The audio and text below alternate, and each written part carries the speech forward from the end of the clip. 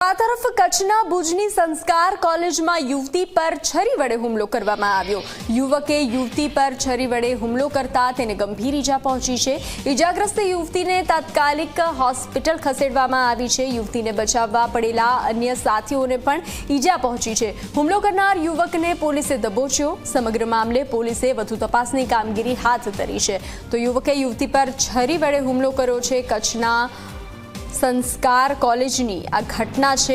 બચાવવા પડેલા અન્ય સાથીઓને પણ ઈજા પહોંચી છે। ગઈકાલે એરપોર્ટ રોડ ઉપર આવેલ સંસ્કાર કોલેજમાં એક છરી મારવાનો બનાવ બનેલ, જેમાં આદિપુરની રહેવાસી સાક્ષી નામની દીકરીને આદિપુરના તેના ઘરની બાજુમાં જ રહેતા મોહિત મૂળજી સિદ્ધપુરા નાએ છરી ગળા ઉપર છરી મારેલી।